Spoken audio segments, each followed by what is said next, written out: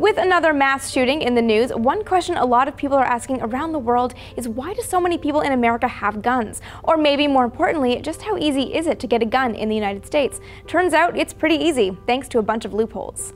The legal route to owning a gun varies from state to state, but the process is largely the same nationwide. Firearm purchases must be made through dealers licensed under the dealer record of sale process. In California, for example, sales come with a 10-day waiting period, and a buyer must be 18 to buy a rifle or shotgun and at least 21 to buy a handgun.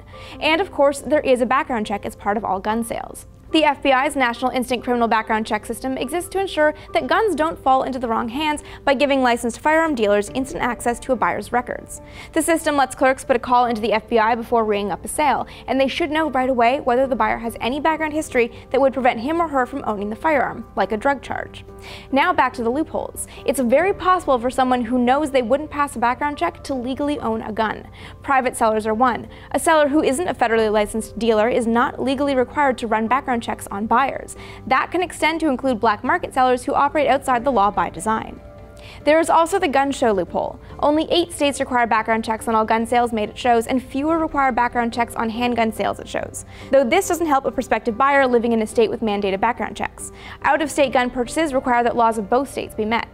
But there is a loophole built into the background checks. Though the National Instant Criminal Background Check System is meant to deliver instant results, there's a 3-day grace period if an issue does arise. If the FBI cannot immediately determine a buyer's status, it has 72 hours to resolve the issue. And if the Bureau can't resolve the issue in 3 days, the sale is legally allowed to move forward. So should gun sales be more regulated with a stronger focus on background checks?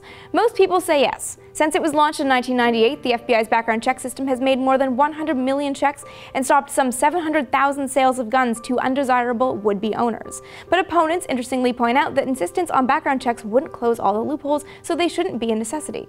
There will still be black market sales and so-called straw purchasers who submit themselves to background checks for those who wouldn't pass one themselves. It's obvious from recent shootings, and all shootings really, that if someone in the United States wants to buy a gun, they will find a way to get their hands on one. Changing the acquisition process would help, but unless there are some major legal changes in DC, there will unfortunately always be loopholes. The topic of gun control comes around every time a mass shooting happens, so why doesn't anything change? Are Americans becoming apathetic towards tragedies like this? Check out this video from DNews for more. There were 909 mass killings from 1900 to 1999, peaking at about 4 mass killings a year.